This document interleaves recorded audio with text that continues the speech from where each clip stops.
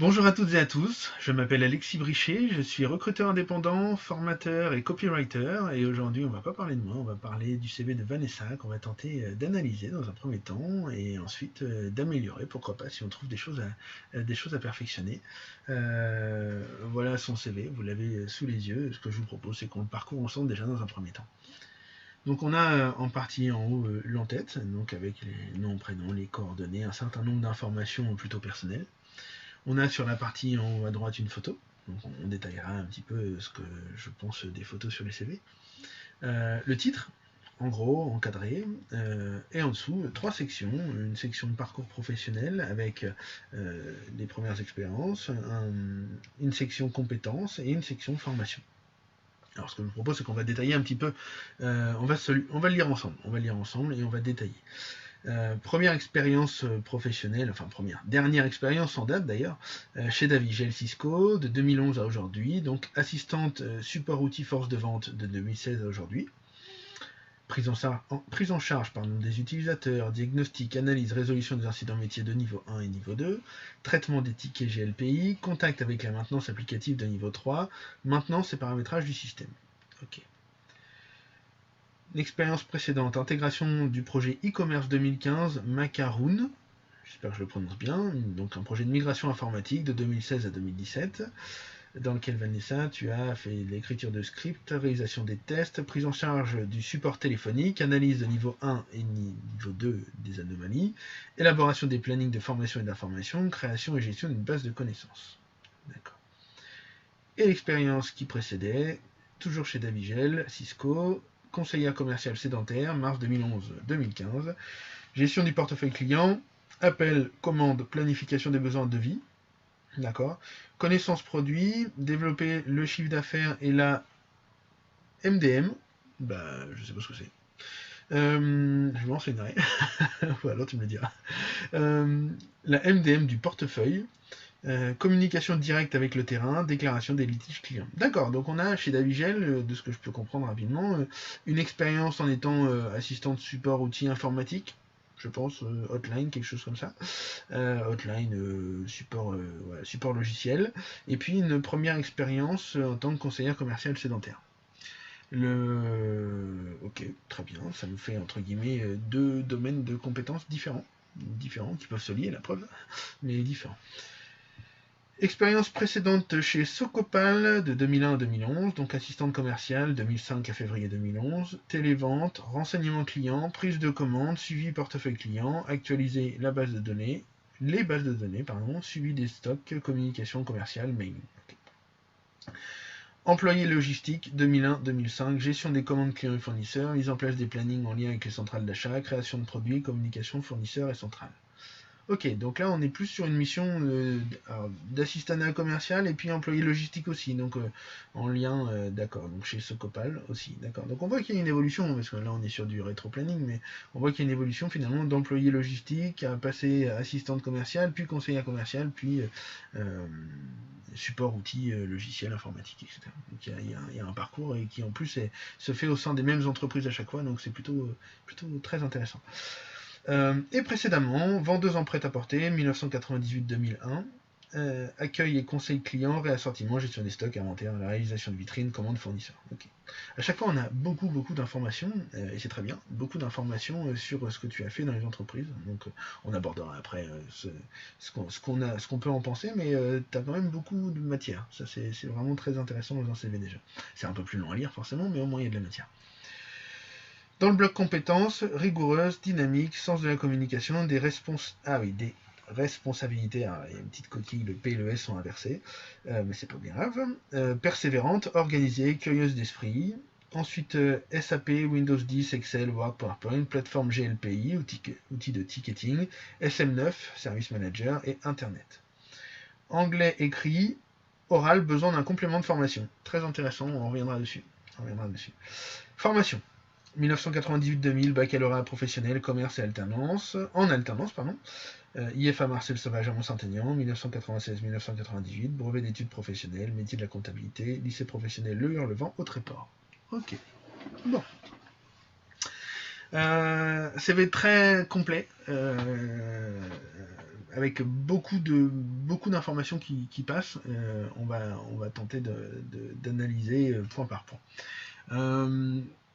Je vais essayer de... Non, je vais le laisser comme ça va être plus simple. On va aborder l'encart en haut à gauche avec les coordonnées, tes coordonnées, Vanessa. Ça, c'est un reste. Hein. Aujourd'hui, on continue de voir des CV avec les en-têtes en haut à gauche, comme si on envoyait une lettre. Pourquoi est-ce qu'on met ça en haut à gauche? Parce que c'est le même format que les lettres de motivation d'ailleurs, hein, sur lesquelles vous mettez l'expéditeur en haut à gauche et puis le destinataire un petit peu plus bas à droite. Donc on a continué de garder ce format-là pour les CV. Alors forcément, c'est pas tout à fait adapté. C'est pas ce qu'il y a de plus valorisant professionnellement parlant de commencer par notre adresse, notre téléphone. Mais on reviendra dessus. Alors, Madame Gérard Vanessa. Madame. Mademoiselle, monsieur, pourquoi? Pourquoi? Et quel est finalement le premier mot qu'on est censé lire? C'est madame. Professionnellement, ça apporte rien, on est bien d'accord, hein, c'est pas que tu sois un homme ou une femme, le genre ne change rien. Par contre, ça peut te desservir parce que du coup, tout de suite, on va se dire, ah, c'est une femme, c'est la première pensée qui vient à la personne qui recrute, c'est une femme. Si déjà il y a un a priori, ça peut poser problème du côté de la personne qui recrute. Et puis madame, mademoiselle, alors, effectivement on n'emploie plus mademoiselle, mais on a tout de suite une vue sur le statut marital ou le statut maternel, d'accord, une femme qui a eu des enfants, etc., qui sont des éléments totalement personnels et qui, à mon sens, n'ont pas ni à être mis en avant dès le départ, ni à être aussi informatif vis-à-vis du recruteur ou de la recruteuse. Donc madame, très clairement, on l'enlève, il n'y a pas besoin. Gérard Vanessa, Vanessa Gérard. Alors l'avantage c'est que madame permettait d'aiguiller sur le fait d'avoir un prénom Vanessa. On a la photo qui permet aussi bien évidemment de ne pas se tromper. Par contre, on pourrait imaginer autrement. Déjà, première chose, mettre le prénom en premier. D'accord. Moi je m'appelle Alexis, je ne m'appelle pas Brichet d'abord, je m'appelle Alexis. Donc si tu veux créer une sorte de relation tout de suite avec la personne qui recrute, cherche plutôt à mettre ton prénom en avant. Et pour les personnes qui ont éventuellement un prénom avec un nom de famille qui porte un prénom, donc comme Gérard, comme nom de famille, ce que je propose, ce que je conseille, c'est plutôt de mettre le nom de famille en majuscule. D'accord ? Si on avait Vanessa Gérard écrit en majuscule, forcément, on ne se tromperait pas. On ne se poserait pas la question. Voilà. Donc quand vous avez des noms qui forment aussi un prénom, mettez-les en majuscule, et puis dans tous les cas, commencez par dire Vanessa Gérard. Par contre, quand on met madame, effectivement, ou monsieur, on a toujours plus l'habitude de mettre le nom derrière, d'accord, par politesse, par habitude. Là, ce que je vous propose, c'est vraiment de le mettre mettre d'abord le prénom. En dessous, on a la rue. Et l'adresse, bon, rien à dire de particulier. Le téléphone. Alors là, je vois qu'il y a deux téléphones, un téléphone fixe et un téléphone personnel, enfin un portable.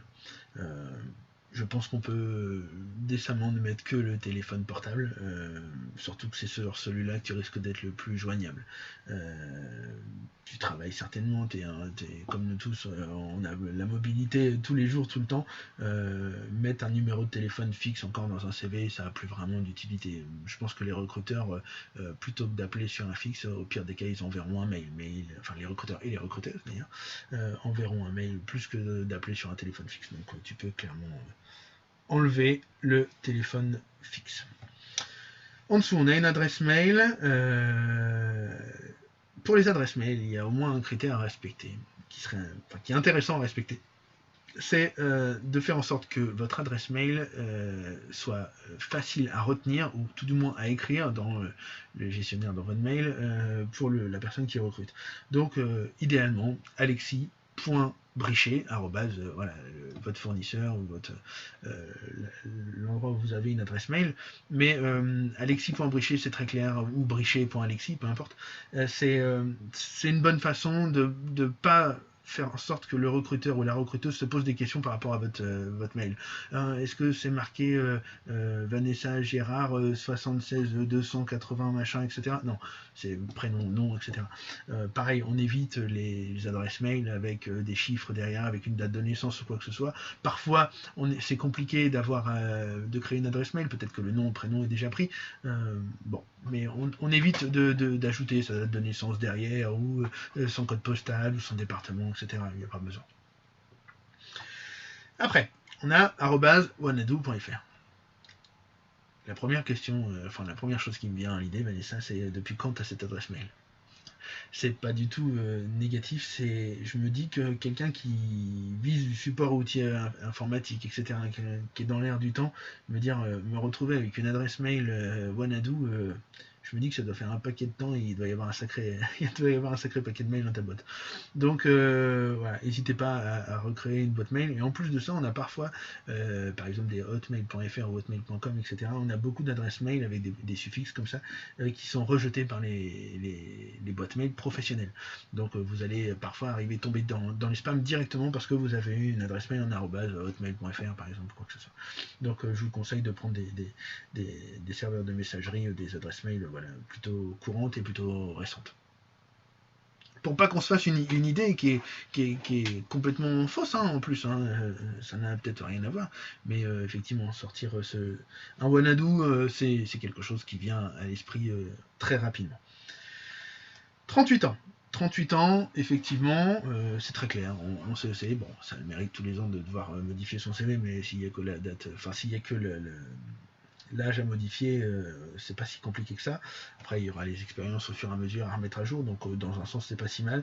Vaut mieux un âge, 38 ans, plutôt qu'une date de naissance, parce que c'est moins clair pour le recruteur si jamais il a besoin de chercher l'information, en sachant que ce n'est pas non plus une information obligatoire. L'âge, bon, numéro de sécurité sociale ou quoi que ce soit, c'est pas des choses à marquer vous n'êtes pas obligé de les marquer sur votre CV. C'est même plutôt un critère discriminant, on n'a pas le droit aujourd'hui de discriminer sur l'âge. Bon, vous pouvez le marquer si vous le souhaitez, mais ça n'apporte pas de plus-value sur votre professionnalisme, absolument pas. Marié, c'est pareil. Marié, c'est un élément d'ordre complètement personnel, c'est un élément qui est très intime en plus, qui n'a pour moi pas lieu d'être dans un CV. Pareil pour le nombre d'enfants. Que vous puissiez marquer que vous avez des enfants parce qu'il peut y avoir un intérêt, par exemple. Je sais pas, quelqu'un qui voudrait postuler par exemple dans une crèche ou quoi que ce soit, dire qu'il a déjà des enfants, c'est plutôt un atout, ça peut être considéré comme un atout professionnel, parce que là pour le coup on a besoin, et savoir qu'on a déjà des enfants, que la personne a déjà des enfants, ça montre qu'il y a déjà un minimum, qu'on est censé avoir un minimum de connaissance de l'éducation d'un enfant, autrement que les cours et les formations qu'on peut suivre. Là ça peut avoir un intérêt, sinon pareil, c'est très personnel, il n'y a pas trop d'intérêt. Alors, je sais qu'effectivement, parfois certains parents, je vais d'ailleurs dire certains parents, préfèrent dire qu'ils ont des enfants, comme ça, tout de suite, entre guillemets, ça permet de dire au recruteur, de lui faire comprendre que, voilà, j'ai des enfants, donc si vous comptez sur moi après 19h ou quoi que ce soit, ce ne sera pas possible. Ou je vais avoir des fois besoin de m'absenter parce que j'ai des enfants malades ou quoi que ce soit. Quitte à être transparent avec son recruteur, autant lui dire de vive voix, moi les horaires que je peux faire ce sont ceux-là, etc. Je vais avoir besoin, plutôt que de lui laisser sous-entendre qu'il doit penser ça, qu'il ou elle, que la recruteuse doit penser ça, juste parce que vous avez mis que vous aviez des enfants. Vos enfants peuvent être très grands, peu importe, ça peut être des nourrissons, il y a peu d'intérêt à marquer enfant, ou 2 ou 3 ou 4 enfants. Par contre, il y a quand même quelque chose qui peut être intéressant. On peut revenir dessus. Vous pouvez, si vous le souhaitez, marquer que vous avez des enfants, mais dans ce cas-là, on peut essayer de le tourner en avantage pour vous. On reparlera des qualités tout à l'heure, mais quand on dit 2 enfants, c'est basique. Par contre, si vous dites maman de 2 petites filles très dynamiques, c'est complètement différent. C'est complètement différent parce que du coup, déjà maman ou papa va faire que vous allez exprimer le lien affectif. et votre intérêt pour la famille, rien qu'avec le mot maman ou papa plutôt que père ou mère, parce que ça reste très neutre, plutôt froid entre guillemets. Là, maman ou papa, ça montre ses enfants ils comptent pour lui ou ses enfants comptent pour elle, beaucoup pour elle. Après, deux enfants très dynamiques. Ok. Bon, ben là, pour le coup, on se dit une personne qui est dynamique, une personne qui a deux enfants, deux, trois, quatre, peu importe, hein, un seul, peu importe, très dynamique, ça montre, ça laisse, pareil, sous-entendre que vous savez vous organiser quand il y a de la cohue, vous savez gérer plusieurs événements en même temps, vous savez gérer vos priorités, vous savez vous organiser, vous êtes forcément méthodique quand on a plusieurs enfants, etc., quand ils courent partout, et que du coup, les zones de stress, où vous n'allez pas être en inconfort dans l'entreprise quand ça partira dans tous les sens, ou quand on vous demandera quelque chose, puis 10 minutes après on vous demandera autre chose, etc. On peut laisser passer un certain nombre de qualités, on reviendra dessus tout à l'heure, mais on peut laisser passer un certain nombre de qualités, on peut transmettre sans avoir à les nommer. Donc l'organisation, l'adaptation, la méthode, la priorisation des urgences, etc. Peuvent tout à fait passer en disant papa de deux petites filles très dynamiques. Papa ou maman, bien évidemment. Donc voilà pour le volet enfant, et après, permis B avec véhicule. Alors, oui, c'est intéressant. C'est parfois demandé, même souvent demandé, d'avoir le permis B pour pouvoir se déplacer, surtout quand on est dans un métier, par exemple, de commercial non sédentaire ou itinérant. Mais c'est pas si intéressant que ça pour le recruteur. Ça peut l'être si jamais c'est un critère discriminant dans le disant on ne veut pas quelqu'un qui n'a pas de véhicule ou quelqu'un qui n'a pas le permis. Par contre, ce qui est beaucoup plus intéressant, c'est quelle est ta mobilité. Aujourd'hui, permis B avec véhicule, ouais, ok, très bien. Mais quel est ton rayon? Tu acceptes de faire du commerce sur 5 km de chez toi, 10 km, 20, 50, 100? Tu veux, t'acceptes un poste à 1 heure de route de ton domicile, matin, 1 heure de route le soir? Comment tu as une mobilité départementale, une mobilité régionale? Est-ce que tu as une mobilité nationale? Est-ce que tu peux partir en déplacement à l'étranger?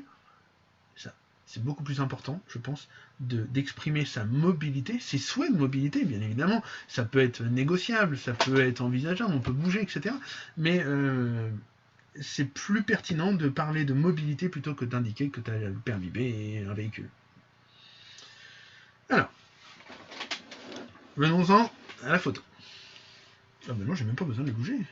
Tout est calé pour ça. La photo. Je vais vous dire ce que je disais avant. Je vais te dire, Vanessa. Ce que je disais avant. La photo, j'avais tendance à dire que c'était nécessaire que si on avait des métiers en représentation, en clientèle, des métiers face à un public.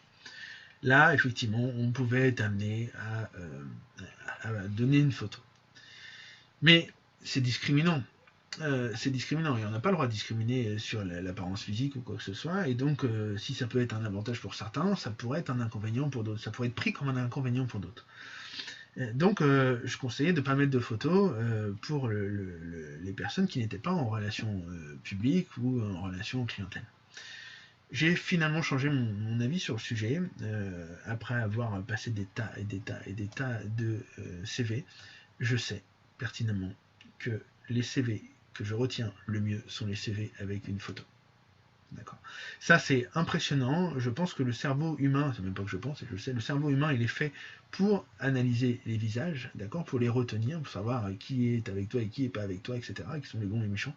Le but du jeu, c'est que l'œil, enfin, c'est pas le but du jeu, l'œil humain, il est fait pour être attiré par de l'image, par de la photo, par de la vidéo, c'est ce qui marche très bien. Donc, quand on voit un CV avec une photo, tout de suite, ça va rentrer et on va se l'enregistrer dans une case de notre cerveau. Et du coup, on va associer l'ensemble du CV à la photo qu'on a vue. Du coup, on va mieux le retenir, le CV. Forcément. Alors après, on pourrait m'opposer effectivement, oui, mais finalement, on continue d'avoir un biais sur le fait que si on est un homme, on va choisir les femmes, etc. Bon, je parle pas là-dessus. Ça, c'est le volet de formation des recruteurs qui doivent connaître les 24 critères de discrimination. Ça, c'est autre chose. Bon, par rapport à ta photo, je trouve qu'elle te met pas vraiment en valeur en plus. Faut faire attention à ça. Bon, on peut mettre une photo, je conseille maintenant d'en mettre une. Maintenant, mettez une photo qui vous mette un minima en valeur ou qui reste neutre, professionnelle. Le mieux, c'est encore les photos qui sont faites par des professionnels de la photographie, qui sauront vous conseiller quelle posture, etc. Je trouve qu'elle te met pas vraiment en valeur, tu vois, parce que le sourire est pincé. Et le fond est gris, t'es derrière, enfin t'es devant un mur, le fond est un peu gris. Ouais, je trouve qu'elle te met pas vraiment en valeur. On pourrait peut-être proposer une autre photo, tu vois, le haut de la tête il est coupé, etc. Voilà, je trouve qu'elle te met pas vraiment en valeur. Donc bon voilà, j'aurais tendance à te dire d'aller peut-être faire une photo. Après, on n'est pas obligé d'aller voir un professionnel, on peut le faire par soi-même ou avec quelqu'un. Évitez par contre les photos en selfie ou les photos, les photos de profil de Facebook ou quoi que ce soit que vous allez remettre sur votre CV. Bon voilà, ça fait moyen. Le titre. Assistante force de vente, support outil. Alors, ce qui est bien avec ton titre, Vanessa, c'est que tu l'as mis en gros et très très tôt. D'accord. C'est pas le plus tôt, mais parce qu'il y a la photo et les coordonnées, mais tu l'as mis très tôt. Donc c'est plutôt intéressant, comme ça on sait tout de suite. Si jamais moi je cherche quelqu'un qui n'est pas dans ce métier-là, ça sert à rien que j'aille plus loin. C'est ce qu'il faut se dire. C'est à double tranchant. Là pour le coup, tu mets assistant de force de vente, support outil. Donc support outil, on a compris support outil peut-être applicatif. Faire attention quand on met des titres de métier comme ça. Il est déconseillé de mettre 2 types de métiers. D'accord. Tu fais un CV pour un métier qui correspond à une offre d'emploi que tu as vu passer par exemple, ou pour une candidature spontanée pour un métier qui t'intéresse. Si vous mettez 2 métiers, vous risquez d'être pas assez spécialisé. Et puis on sait très bien qu'avec les carrières multiples qu'on a aujourd'hui, avec les carrières multiples, on pourrait mettre plein de métiers, beaucoup de métiers. Donc je te conseille de mettre qu'un seul métier et de spécialiser ton CV en fonction de l'annonce. Mais sinon, bon, il est mis en exergue très bien. Parcours professionnel. Alors effectivement, quand on regarde ton CV de loin, ah oui, j'ai oublié de dire quelque chose, je vais le dire juste après. Quand on regarde ton CV de loin, on a vraiment ce qui ressort en premier, de loin, hein, c'est vraiment le titre, et puis parcours professionnel, compétences et formations. Autant dire que quand on voit ton CV de loin, la première chose qui frappe l'œil de la personne qui recrute, ce sont des mots communs, hormis le titre. Parcours professionnel, compétences et formations. C'est presque dommage que de loin, il n'y ait pas quelque chose qui personnalise et qui fera plus que des mots parcours professionnel, compétences et formations qui n'apportent absolument rien à ton CV. Mais pourtant, c'est quand même ça qu'on voit le plus, puisque c'est ce que tu as mis en plus gros. Et après, il y avait quelque chose que je voulais dire au départ, c'est que ton CV, il est en bleu. La police d'écriture est en bleu, mais elle est en bleu partout. Du fait que ça soit en bleu partout, tu joues un peu sur les grâces, sur les soulignés, sur les tailles de police, etc. Mais comme elle est en bleu partout, c'est comme si elle était en noir partout, ou en orange partout, ou en vert partout. T'apportes pas de contraste, t'apportes pas de peps avec un CV dans lequel la police d'écriture partout est de la même couleur. Ouais. Donc c'est comme si tu n'en avais pas mis. Donc au final, ça n'apporte pas de plus-value de le mettre en bleu. Par contre, ça peut être parfois problématique parce que quand on utilise de la couleur, faire attention parce que souvent les CV sont imprimés en noir et blanc. Donc voilà, parfois il y a certaines couleurs qui vont mal paraître quand on les mettra en noir et blanc, qui seront trop légères ou quoi que ce soit. Donc je conseille plutôt de mettre en valeur certains titres ou certaines expériences ou certains mots-clés très forts et les faire passer dans une couleur contrastée. Et là, ça aura, je pense, un peu plus d'impact visuellement, je parle. Alors après, parcours professionnel. Davigel, Cisco, 2011 à aujourd'hui. Alors, Davigel, Cisco. La première chose à comprendre quand on explique notre parcours professionnel, c'est qu'est-ce qu'on veut que la personne retienne. Qu'est-ce que la personne va lire en premier. Est-ce qu'on veut que la personne s'intéresse d'abord à l'entreprise dans laquelle on a travaillé? Est-ce qu'on veut que la personne s'intéresse d'abord à la durée ou à l'époque à laquelle vous avez travaillé ou au métier que vous avez exercé? C'est cette troisième réponse qui est la bonne. Aujourd'hui, que tu aies travaillé chez Davigel, Cisco ou dans un autre, hormis si c'était une entreprise qui avait pignon sur rue et qui soit exactement une entreprise concurrente à la mienne, Là, je me dirais, ok, bah, elle a travaillé chez Intel, c'est mon concurrent, donc si je la débauche ou si je l'embauche parce qu'elle est libre, là, je me dirais, ok, bah, forcément, elle va savoir quoi faire. Ça fait 5 ans qu'elle travaille dans une entreprise concurrente à la mienne. Donc, elle sait quoi faire.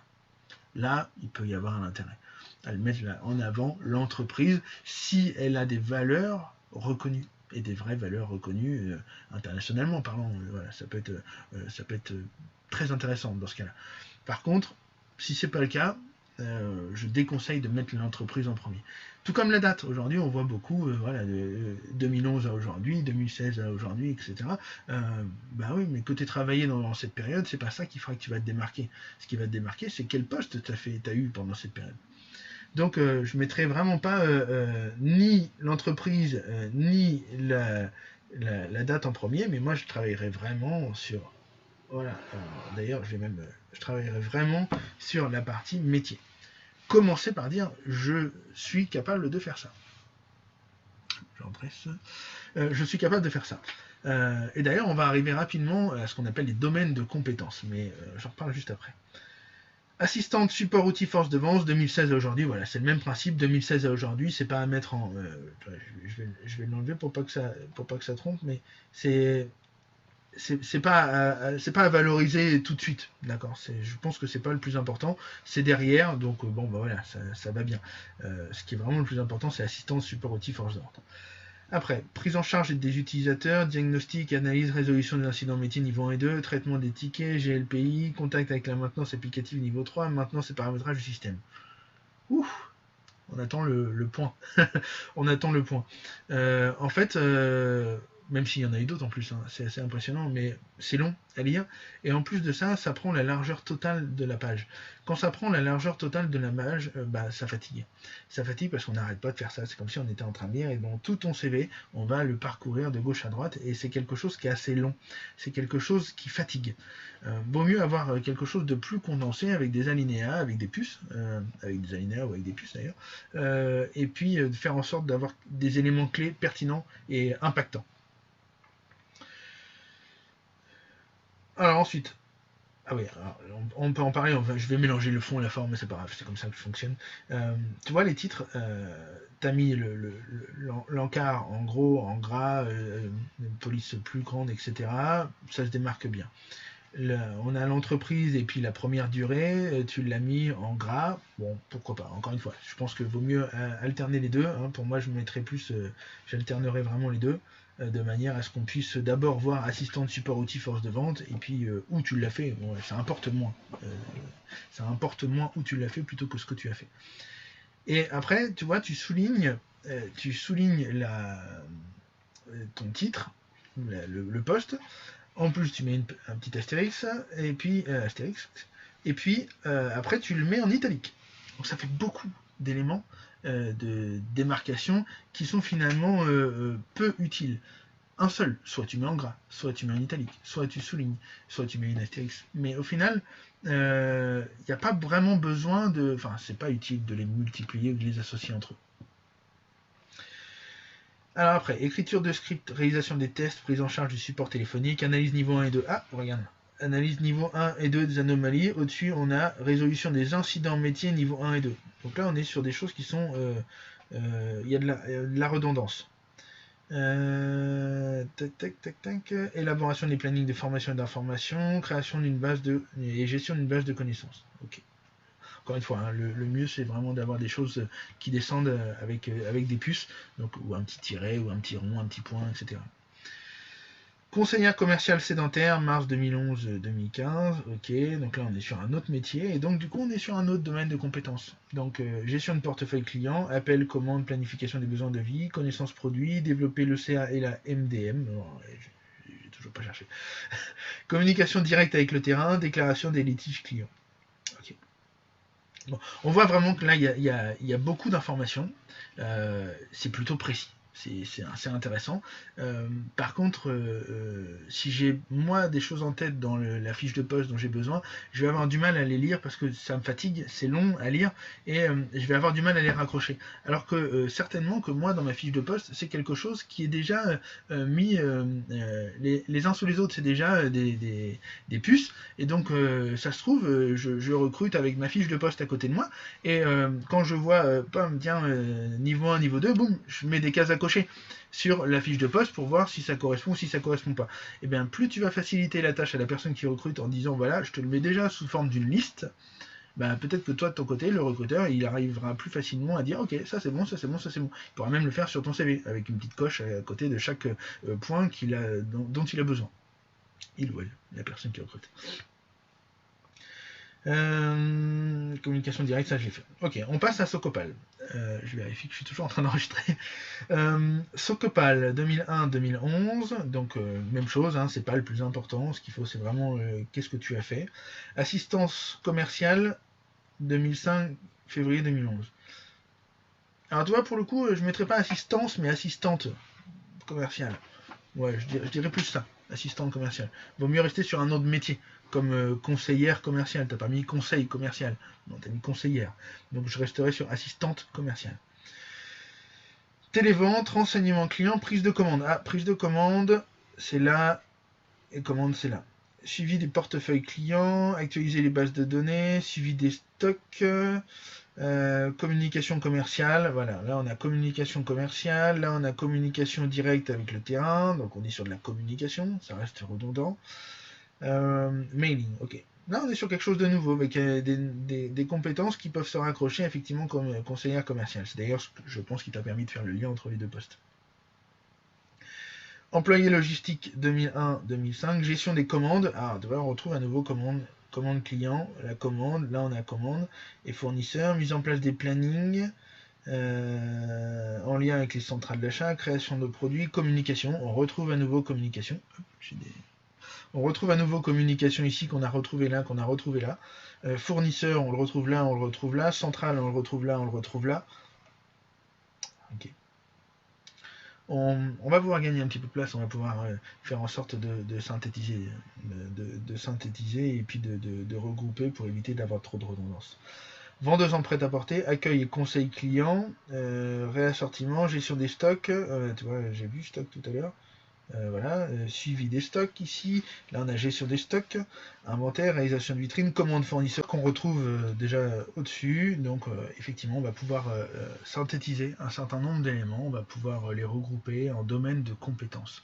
Alors les domaines de compétences, moi là j'en vois 3 sur ton parcours, il y a un domaine de compétences support outils applicatifs, hotline, support informatique par exemple, support logiciel, on a un domaine commerce, qui est important, qui est très important, un domaine commerce commercial, on va pouvoir faire quelque chose là-dessus, et ensuite on va avoir un domaine, je pense, gestion de projet, on va pouvoir, t'as été amené à gérer des projets, écriture de script, réalisation de tests, voilà, on t'a confié des missions de A à Z, et donc je pense qu'on va pouvoir sortir trois grands domaines de compétences. Dans ces domaines de compétences, il va falloir qu'on détaille les compétences clés qui vont être sur la fiche de poste que le recruteur va avoir. Lui, le recruteur ou la recruteuse, la personne qui recrute, elle a un certain nombre, elle a une liste de compétences clés et elle doit pouvoir les retrouver. Donc, dans chacun de des domaines de compétences, on va pouvoir aller rechercher quels sont les éléments particuliers clés de ce que tu sais déjà faire en entreprise, sur les métiers concernés. On va passer à la partie compétences. Rigoureuse, dynamique, sens de la communication et des responsabilités, persévérante, organisée, curieuse d'esprit. Bon, ça, Vanessa, ce ne sont pas des compétences, ce sont des qualités. D'accord. Alors, parfois, on entend aussi le terme soft skills. L'objectif des qualités, habituellement, c'est plutôt de ne pas les dire, en fait. Ne pas les écrire, mais qu'elles puissent transparaître. Et puis, c'est surtout de faire ressortir des qualités qui vont être propres et qui vont te permettre de te démarquer. Je m'explique. Aujourd'hui, rigoureuse, dynamique, sens de la communication et des responsabilités, persévérante, organisée, curieuse d'esprit. je pense que beaucoup de candidats vont pouvoir mettre ces termes-là aussi sur leur CV. Ce qui fait que ça devient une ligne qui ne te démarque pas, qui ne te différencie pas, et qui finalement ne sert pas vraiment à grand chose. Parce que c'est pareil, n'importe quel entrepreneur ou personne qui recrute va attendre de quelqu'un qu'elle soit rigoureux. Personne ne va vouloir accepter, ne va vouloir dire je veux quelqu'un qui soit pas rigoureux. Non. Donc c'est quelque chose qui est certain qu'on va avoir besoin de quelqu'un qui est rigoureux.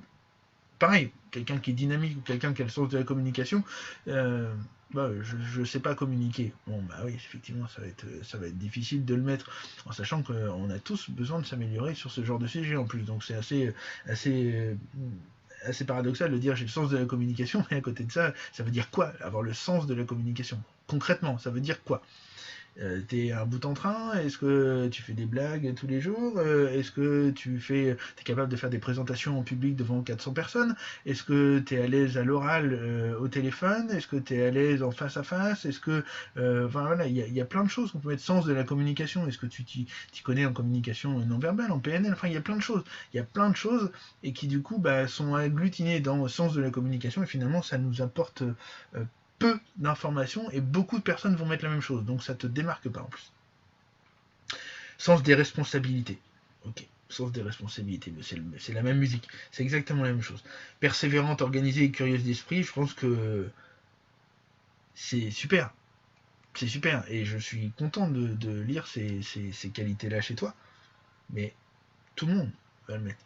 Par contre, ce qui va être intéressant, c'est intéressant de mettre les qualités dans un CV, mais je trouve plus intéressant encore de les faire passer sans les écrire ou sans les dire. Parce que persévérante, bon.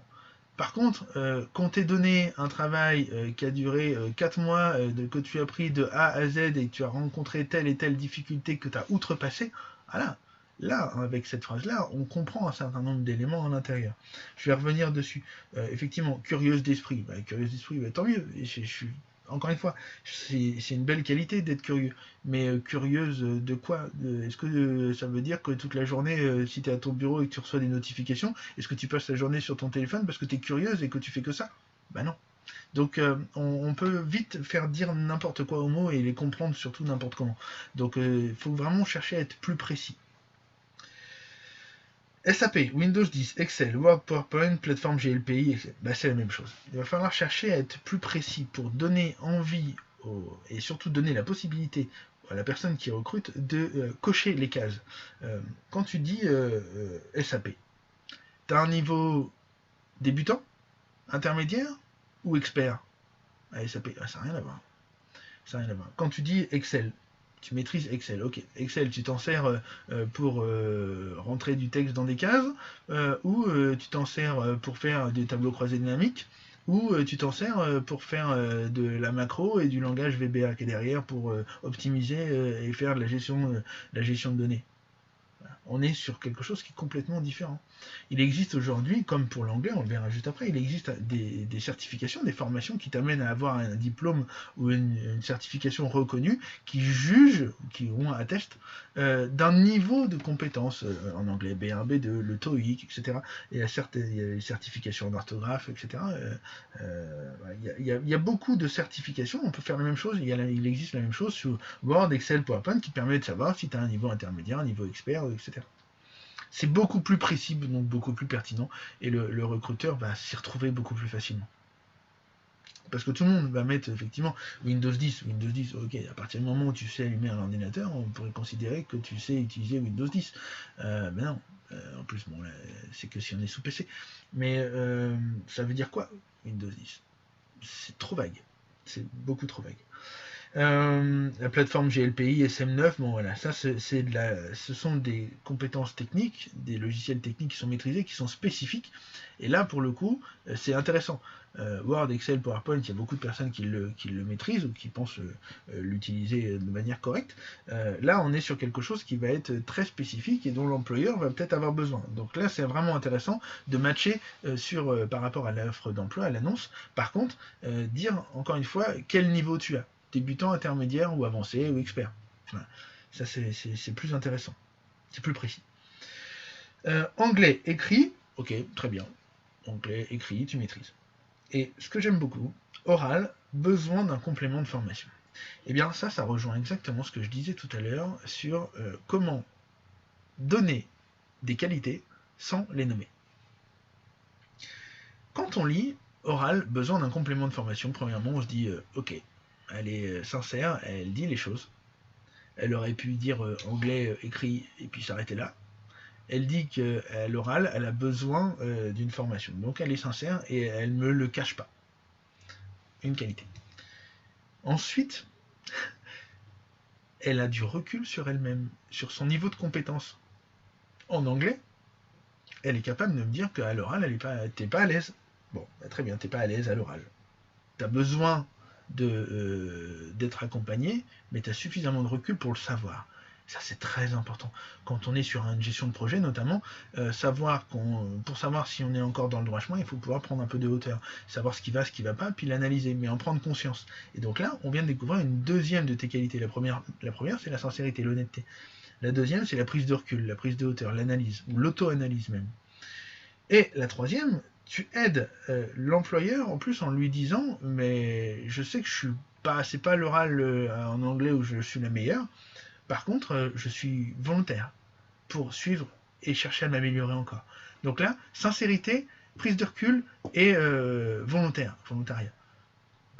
Proactivité même, je dirais. Parce que là, tu proposes en plus quelque chose. Tu dis, proposez-moi une formation, accompagnez-moi et vous verrez que je pourrai me mettre à niveau. Et bien là, on vient, au travers d'une phrase de 7 ou 8 mots, on vient d'avoir trois qualités essentielles qui vont te caractériser beaucoup plus, à mon avis, que rigoureuse, dynamique, sens de la communication, que tout le monde va pouvoir mettre. Là, on est sur volontariat, on est sur sincérité, et on est sur prise de recul, auto-analyse, etc. C'est vraiment très très précis. Et je trouve que ça a beaucoup plus de valeur ajoutée. La partie formation maintenant. La partie formation, bon, c'est pareil que les expériences professionnelles. Qu'est-ce que vous voulez mettre en avant en premier ? Est-ce que vous voulez dire j'ai passé un diplôme entre 1998 et 2000 ? Est-ce que vous voulez dire j'ai passé un diplôme à tel endroit entre 98 et 2000 ? Ou est-ce que j'ai passé tel diplôme ? C'est le diplôme qui compte le plus. Donc, je vérifie, je suis toujours en train d'enregistrer. Ce qui est important, c'est de passer la date éventuellement derrière. D'accord mettre baccalauréat professionnel, alors ça c'est pareil, on n'est pas obligé, hein, d'accord, mais tu mets bac pro, ça suffit largement. Bac pro, et puis commerce, on le met en gras. On grossit la police. Là, le but du jeu, c'est vraiment de se dire bac pro commerce. Waouh, ok, elle a un bac pro commerce, elle a un diplôme. Même si c'est exigé ou pas exigé, peu importe. Mais au moins, on sait que tu cherches à mettre en valeur tout de suite. La première chose, c'est le diplôme que tu as eu, plutôt que l'année 1998-2000. Et en plus de ça, quand tu dis, par exemple, si dans l'offre d'emploi c'est marqué il faut formation en commerce, etc. Quelle est la première information que tu donnes ? C'est que tu dis que la tienne, tu l'as suivie il y a 20 ans. C'est ça. Quand on met 1998-2000, la première information que tu fais rentrer dans la tête de la personne qui recrute, c'est « Ah oui, j'ai suivi ma dernière formation il y a 20 ans, il y a 21 ans maintenant, 2021 ». Alors qu'en fait, il vaudrait mieux lui dire « Ok, j'ai un bac pro commerce, ok, elle va checker, elle va avancer, ok, c'est bon, bac pro commerce, elle a un diplôme en commerce.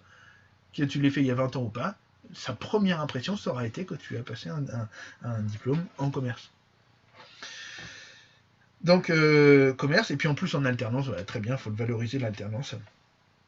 Ça permet de montrer que tu as déjà été confronté au monde du travail. Donc bon, 2000, avec les expériences que tu as eues, il n'y a pas de sujet, mais pour quelqu'un qui est plutôt jeune en expérience, c'est intéressant. IFA Marcel Sauvage, Mont-Saint-Aignan, ok. Bon, donc c'est la même chose en dessous, 1997, 96, 98, on le place à la fin. Brevet d'études professionnelles, hein, on peut mettre BEP, voilà, on s'embête pas. Métier de la comptabilité, métier de la comptabilité, on le met plus gros. On le met plus gros, on met une couleur justement s'il n'y a pas de couleur sur le reste du texte, etc. Ok. Bon, là on est sur quelque chose qui est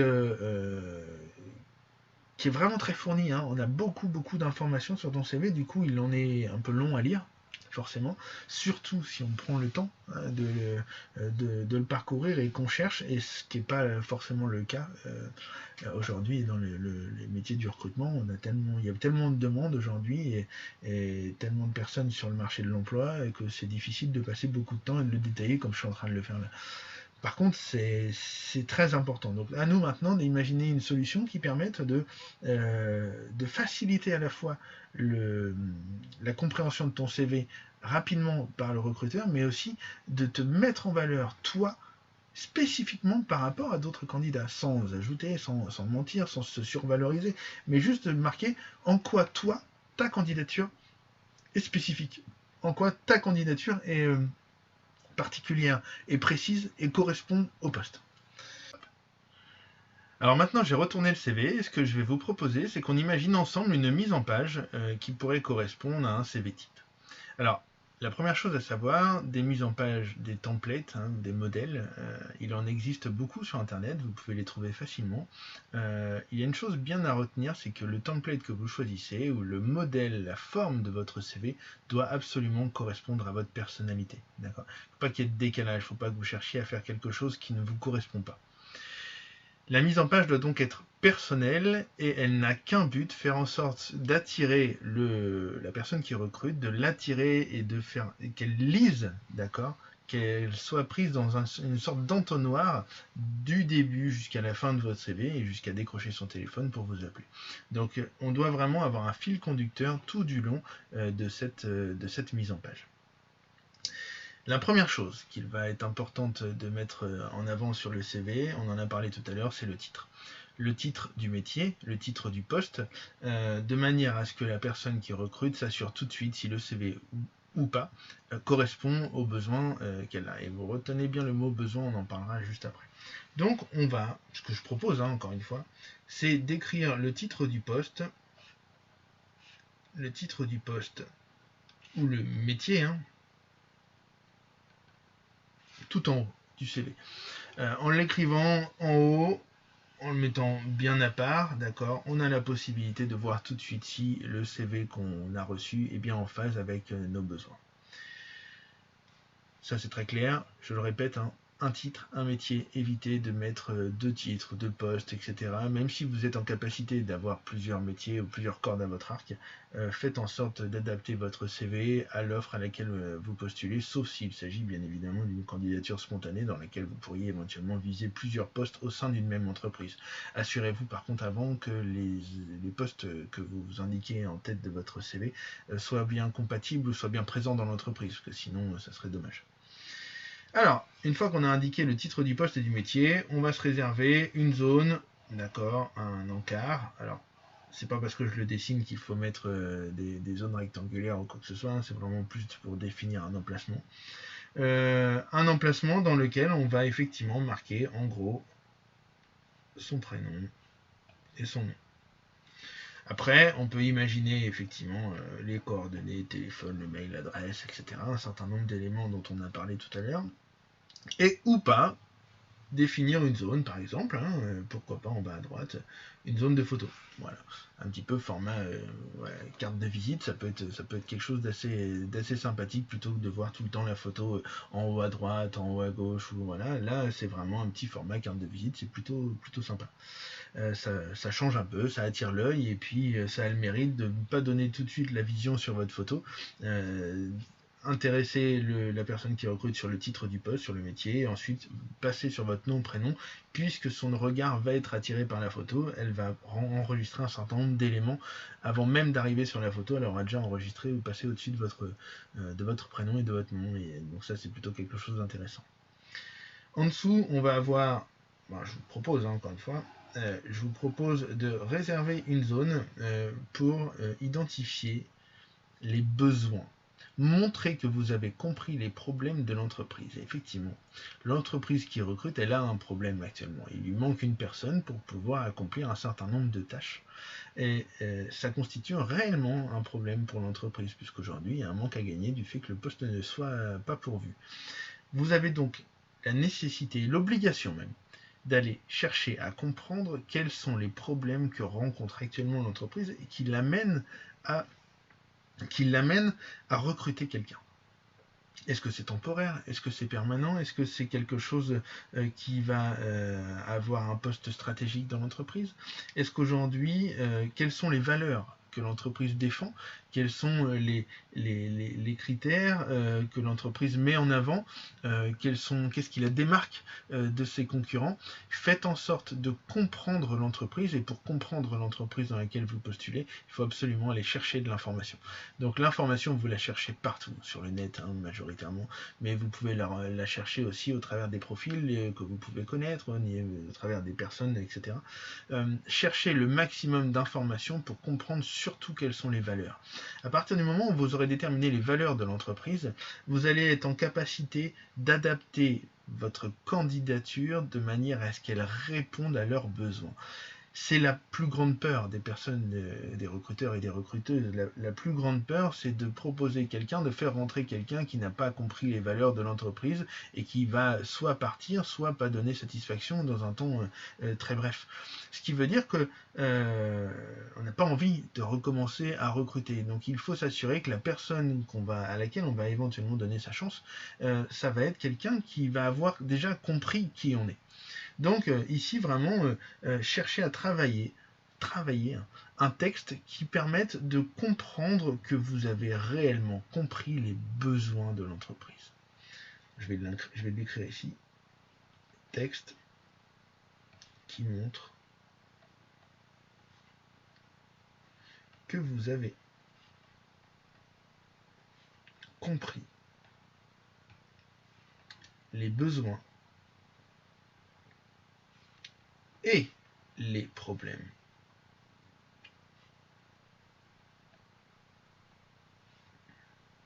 de l'entreprise. À partir du moment où vous aurez identifié ces problèmes-là et que vous tentez de rassurer la personne qui recrute sur le fait que vous ayez compris, déjà vous avez marqué des points. Je laisse cet encart-là vide, on en reparlera un petit peu plus tard. Alors, on a identifié le titre du poste, les coordonnées, et puis un petit texte qui vous met en valeur en faisant en sorte que vous indiquiez que vous êtes là pour comprendre les problèmes et puis pour apporter une solution à ce problème. Ça, c'est vraiment le texte à mettre dans cet emplacement. Maintenant, on va imaginer la poursuite de l'entonnoir dont je parlais tout à l'heure. Aujourd'hui, on a indiqué en tête le titre du poste, le métier. Quelles sont les compétences clés nécessaires pour exercer de manière correcte ce poste, ce métier? Et bien ici, effectivement, on va avoir une zone dans laquelle vous allez pouvoir décrire vos compétences. Et les compétences, elles s'organisent, d'accord? Elles s'organisent en domaines de compétences. Donc, domaine 1, domaine 2,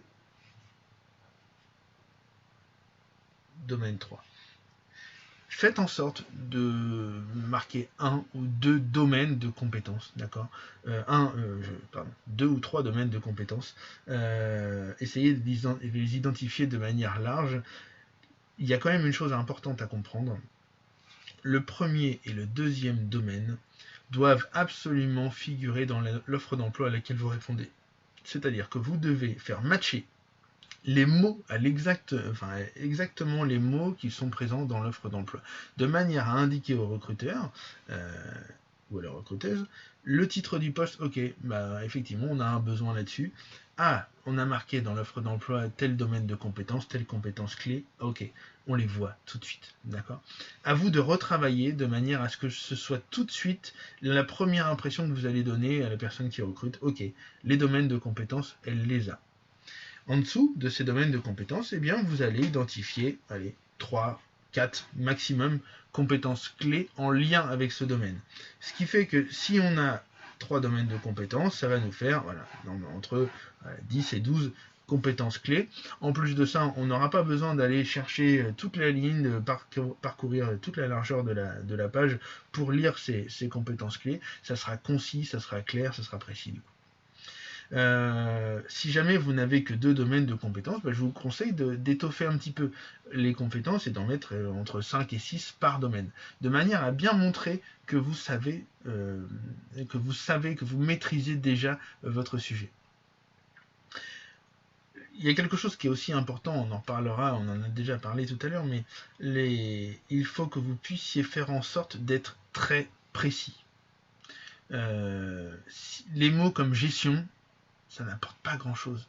Gestion du personnel. Mais ça veut dire quoi, gestion du personnel? Gestion des recrutements, pour les domaines que je connais. Gestion du recrutement, ça veut dire quoi, gestion? C'est beaucoup trop vaste, beaucoup trop vaste. Soyez très précis et faites en sorte de matcher les mots, de faire correspondre les mots que vous écrivez dans vos domaines de compétences et dans vos compétences par rapport à ceux qui sont écrits dans l'annonce. D'accord? Soyez le plus précis possible. Et évitez les mots, les termes vagues. Gestion, ça veut pas dire grand-chose. C'en est qu'un parmi d'autres. Alors, une fois qu'on a identifié les compétences clés, on parle souvent de compétences, des domaines de compétences, on va avoir aussi des outils, les compétences techniques. D'accord?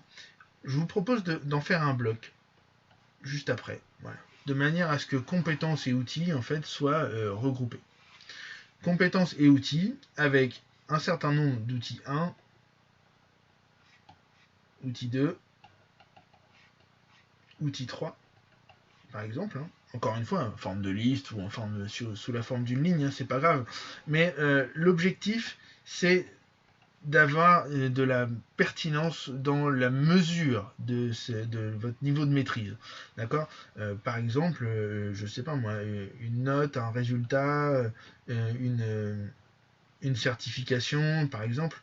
Voilà. Quelque chose comme ça qui montre que vous avez un degré, par exemple, un niveau. Voilà. Quelque chose qui appuie votre expertise, d'accord? SAP, oui, mais SAP, ça veut dire quoi SAP? Ça veut dire quoi? Bon, sur quoi vous basez pour juger que vous êtes à un niveau correct, moyen, intermédiaire ou élevé? Donc maintenant qu'on a vu les outils, ce que je vais vous proposer, c'est de poursuivre le tunnel, d'accord, de poursuivre l'entonnoir. La personne qui recrute a vu le titre du poste, ça marche, ça match. Les compétences, ça match aussi.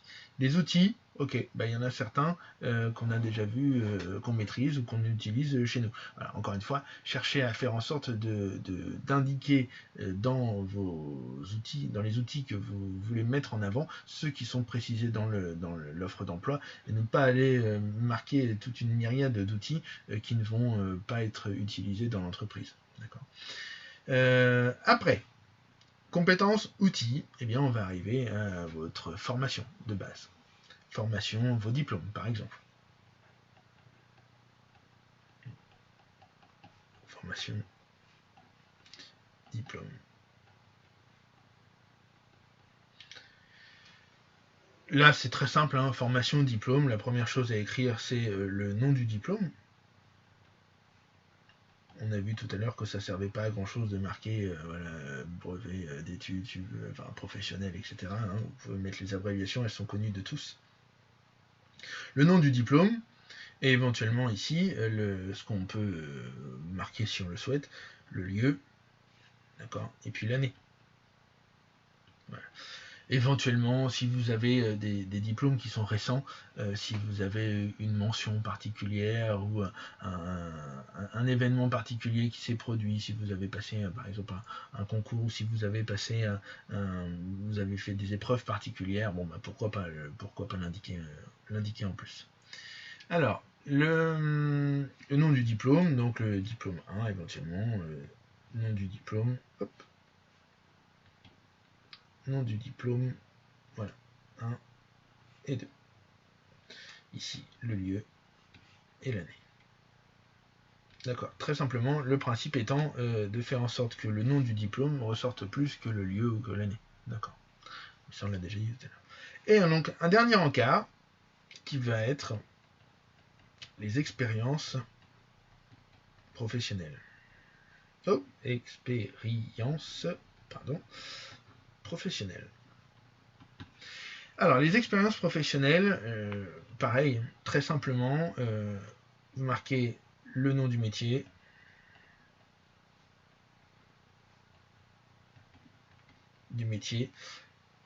l'entreprise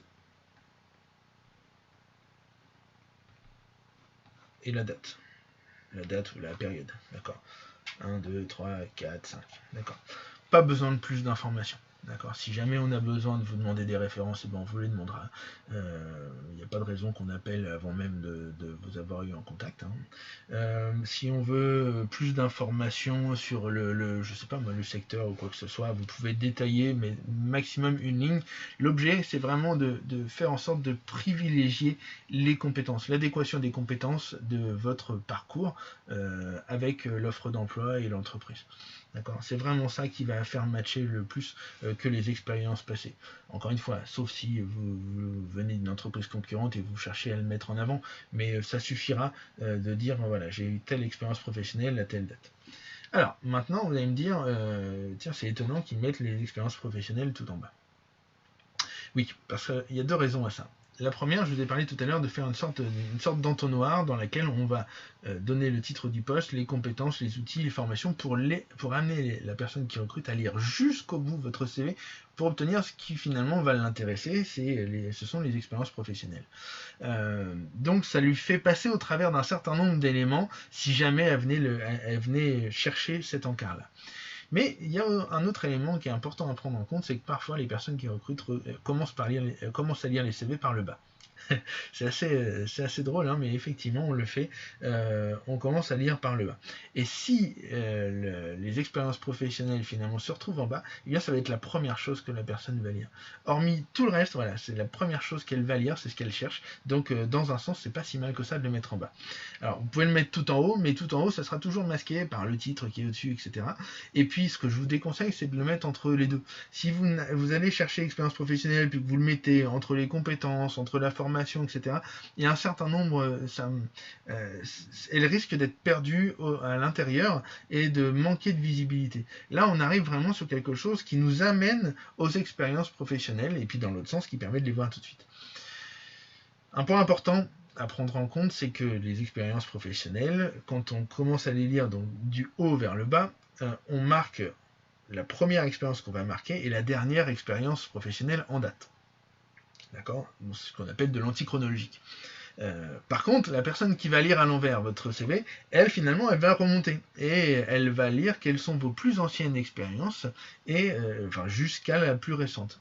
C'est pour ça que c'est important de ne pas aller trop loin dans vos expériences professionnelles. Le but du jeu n'est pas de montrer tout ce que vous avez fait depuis que vous avez commencé à travailler. C'est pas vrai. D'accord. C'est pas du tout ça le plus important. Le plus important pour l'entreprise, c'est est-ce qu'elle a travaillé dans des entreprises éventuellement qui font à peu près la même chose que nous, ou est-ce que la personne a travaillé dans des postes qui, entre guillemets, justifierait le titre du métier qu'elle marque en haut de son CV. C'est vraiment ça l'intérêt. L'intérêt, c'est pas d'aller remonter sur 20 ou 30 ans parce que ça peut arriver, 20 ou 30 ans d'expérience professionnelle. Ça n'apporte rien, on va pas le lire, et bien souvent, ces anciens postes que vous avez effectués ne sont plus en phase avec ce que vous cherchez actuellement, donc ça a peu d'intérêt, d'accord. C'est comme vos premiers jobs d'été ou saisonniers ou quoi que ce soit. Vous n'avez pas besoin aujourd'hui, quand vous cherchez un poste de DRH, vous n'avez pas besoin de remonter à toutes vos premiers postes saisonniers. Et bien effectivement, c'est la même chose.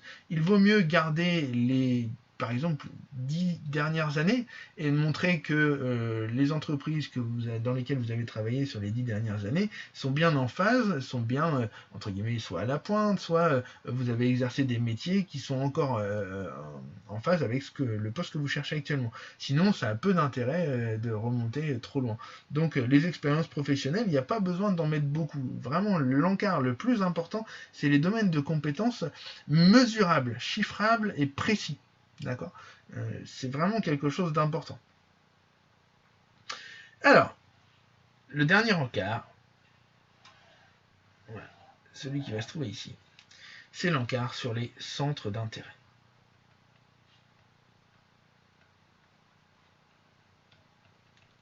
Bon, j'ai commencé en majuscule et puis je finis avec des écritures attachées. Les centres d'intérêt. Pourquoi c'est très important de mettre des centres d'intérêt ? Et pourquoi c'est important de les fouiller, vraiment ?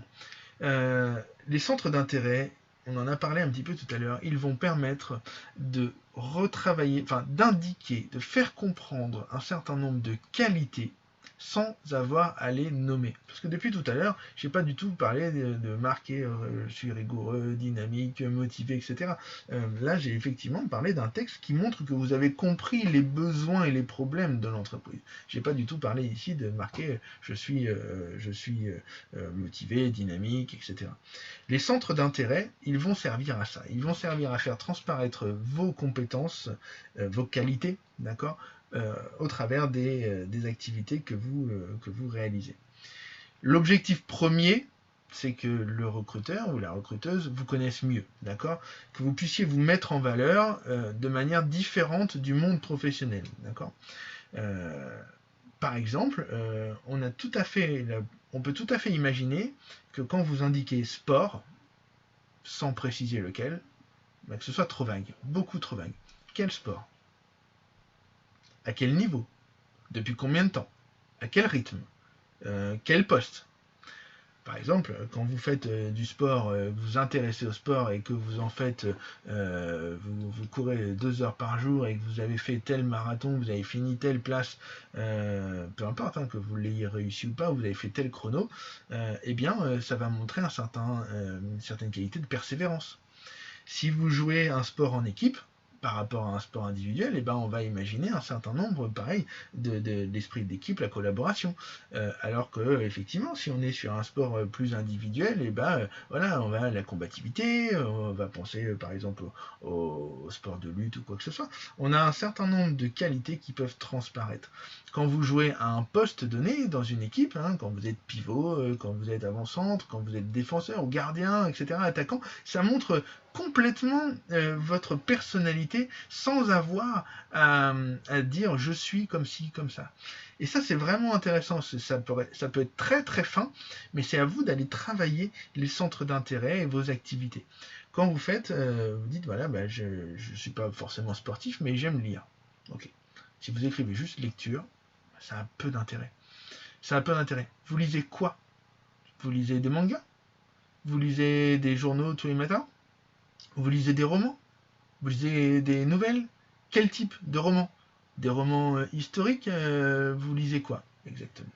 À partir du moment où vous aurez commencé à dire quoi, vous lisez qui, quels sont vos auteurs préférés, vous allez avoir la possibilité d'atteindre le deuxième but des centres d'intérêt, qui est de faire en sorte de matcher, trouver un point commun avec la personne qui recrute. Quand vous aurez trouvé un point commun, quand la personne pourra s'identifier, ah moi aussi j'aime bien cet auteur-là, bingo, là vous avez gagné. Vous avez gagné parce qu'en plus de ça, les centres d'intérêt sont en partie basse du CV, d'accord? Donc soit en général elle est partie sur la droite et puis elle revient en lisant la partie gauche et elle va terminer sur une note positive qui va peut-être l'accrocher à elle. Et donc quand vous allez ah moi aussi j'aime bien cet auteur-là, ou alors tiens je connais pas, qu'est-ce que c'est, ou alors moi je me suis toujours intéressé à ça, je pourrais peut-être en savoir plus avec lors de l'entretien. Tout simplement. Quand vous marquez jardinage, on pourrait imaginer jardinage, bricolage. Ce sont des choses communes. Mais pas du tout. Pas du tout. Jardinage. Vous vous intéressez à quoi? Quels fruits et légumes est-ce que vous cultivez? Est-ce qu'il y a des fruits, par exemple, ou des légumes qu'on appelle les fruits qui sont, entre guillemets, qu'on trouve moins actuellement? Est-ce que vous vous intéressez à la permaculture? Est-ce que vous êtes, par exemple, autosuffisant en fruits et légumes tout le long de l'année? J'en sais rien. Il y a un certain nombre d'éléments que vous pouvez transmettre au travers des centres d'intérêt. Donc je vous invite vraiment, vraiment à le travailler. C'est presque la partie qui va être la plus difficile à travailler avec le texte qui montre que vous avez compris les besoins. Parce que c'est celle-là qui va faire que vous allez matcher. En réalité, le titre du poste, les compétences, les outils, formation, diplôme, expérience professionnelle, ce sont des choses qui sont attendues. D'accord. Ce sont des choses qu'on va checker, on va les cocher par rapport à la fiche de poste, par rapport à l'offre d'emploi. La seule chose sur laquelle vous allez pouvoir vous démarquer et sur laquelle vous n'êtes pas attendu, donc sur laquelle vous allez pouvoir surprendre et gagner de l'avance, prendre de l'avance, ça va être sur les centres d'intérêt. Faites en sorte de vraiment les travailler, vraiment les fouiller. D'accord. Le but du jeu, peut-être que vous allez tomber sur quelqu'un qui pratique le même sport que vous. et bien forcément, dans sa tête, il va y avoir le principe de similarité qui va s'enclencher. Et donc, si cette personne-là fait le même sport que moi, la même activité, aime le même auteur, eh bien, j'ai déjà plus d'affinité avec elle qu'avec tous les autres candidats. Et donc là, encore une fois, vous prenez une longueur d'avance. Donc les centres d'intérêt, c'est vraiment à détailler les centres d'intérêt. C'est vraiment très très important. Vous pouvez avoir des personnes qui sortent des mêmes écoles, qui ont presque travaillé dans les mêmes entreprises, qui ont des parcours très similaires. La seule manière de se démarquer, ça va être au travers des centres d'intérêt. Donc marquez-en le plus possible et le plus finement possible, le plus précisément possible. Je pense que j'ai quand même abordé un certain nombre d'éléments. Encore une fois, c'est un modèle, entre guillemets, type.